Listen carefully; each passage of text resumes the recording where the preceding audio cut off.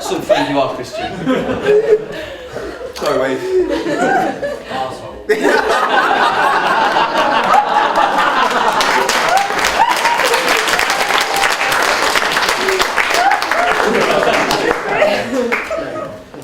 Brilliant. The next story I'd like to share with you, again, common theme has been on holiday. This time it was a family occasion in Florida, Disney.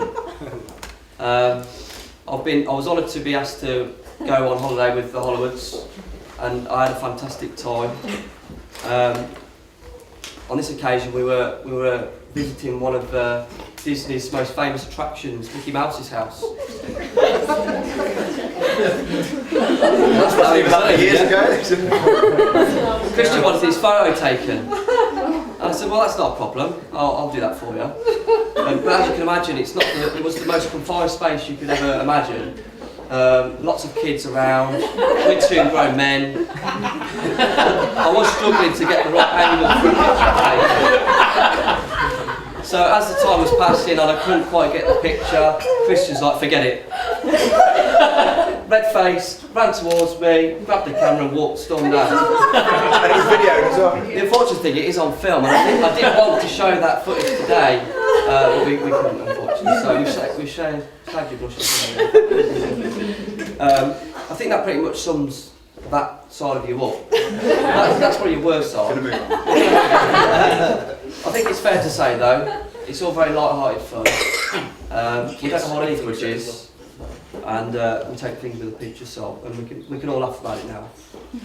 I think this is the main reason why I'm stood here today, because I think, like Kate herself, we've learned how to tolerate you.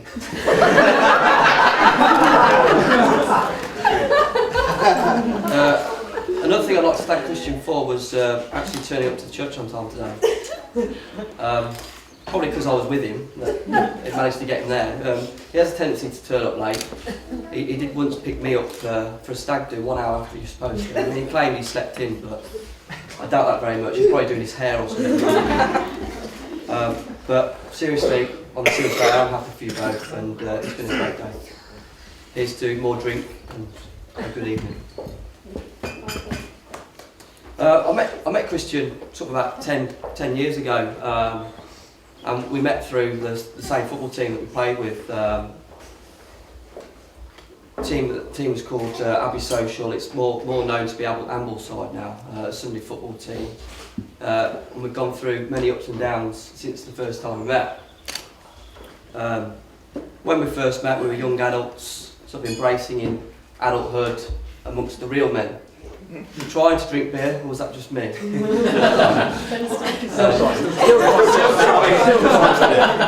But as you can imagine, it was in an old social club, old men drinking, having a smoke. It wasn't the best scene, but it's memories that count, and that's the bit I remember. One thing hasn't changed, unfortunately, and that's your footballing skills. For those that haven't seen Christian play football, I'd like to share a few of his attributes that he takes out onto the pitch. The first one of those is his pace. Okay, it's not really an attribute. He is probably one of the slowest players I've ever met. However, he does try, and that's the main thing. We all like a tryer.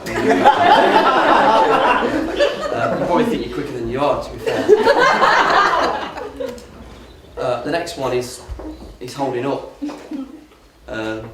People might think, oh, that's because he's strong and he's physical. I don't agree with that. I think if Christian was to stand up now and turn around, the reason why he's so good at holding up is his biggest attribute, and that's his backside. It's true. He does really well to put that between the defender and the ball. As long as his touch is good. As long as his touch is good, then he usually wins the ball. His competitiveness. Christian's probably one of the most competitive people I know, along with me. And the will to win when he graces a football pitch is beyond me. It's incredible. unfortunately that brings the worst side of Christian out, and just brings out that how much of a sore loser he is. The final thing, and it's a recurring theme, unfortunately. Who's the good bit then? It's like a bit. Oh, right.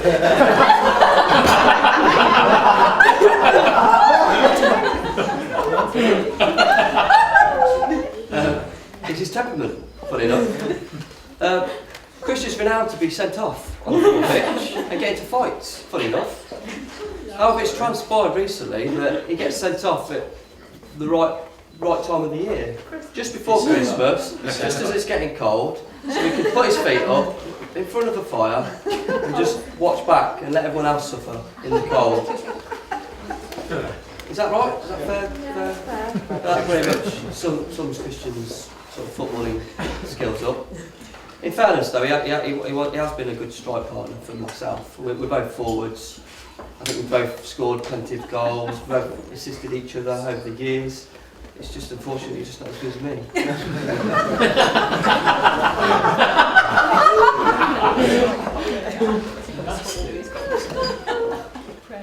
I've got a few sort of bits of advice that you can take into your marriage that's related to football as well, which I'd like to share with you.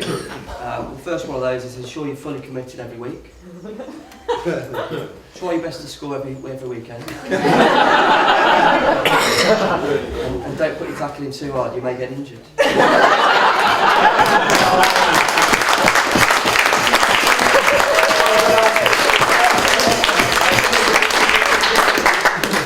I think the one thing that's brought us closer than anything is our love for Aston Villa. You might boo, you might cheer, I don't know yet. I didn't know you were a villain. We spent many a time in the pub talking about tactics, who we should buy, who we shouldn't buy. I think we've mentioned once upon a time that we probably could do a better job than we're doing right now, and it's probably true, seeing as our current league standing isn't very well at the moment. But like Aston Villa, I can compare that with my friendship to Christian. We'll never turn our back on him. And I can happily stand here and say that about Christian. He's my best mate, and I'll always be there for him. So thank you.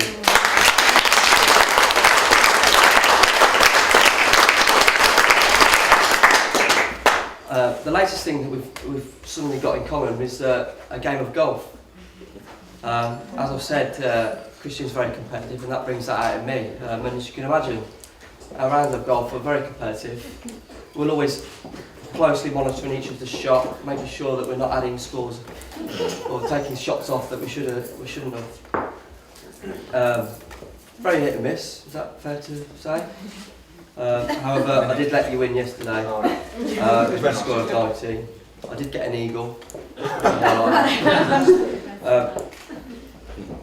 What I've noticed when he walks out to the golf course is he tries his best at it. That really typifies what you're like. Everything that you attempt, you make sure you're the best at it, and you've got that real will to succeed. And I think you've taken that into obviously your relationship with Kate and what you want to take further in family and looking after them and stuff. So, thumbs up.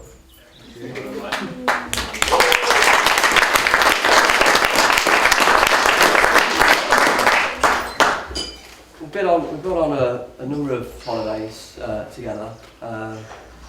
Your usual boy haunts, Aranapa, Ibiza, Magaluf, New York.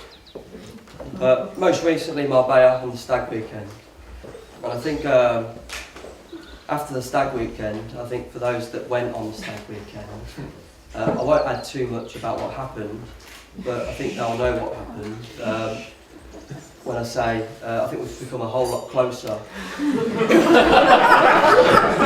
after what happened on that weekend. But we won't go no further. The main holiday that does spring to mind for me was 2007. It was a holiday in Magaluf. Myself and Christian, the two ushers, Pete and we've sort of embarked on a bit of a journey really. And that involved Pat Sharp, a sweaty Chesney Hawks and a Scouser. I think 118 Magamar will always hold a place in our hearts, and I think they know what I'm talking about. But I think that will always be a special memory for me. Just got a little bit more advice for you, just to share as you're embracing sort of married life. First of those being, never forget those 3 magical words. You're right, Kate. And the second one, the best way to remember your anniversary is to forget it once.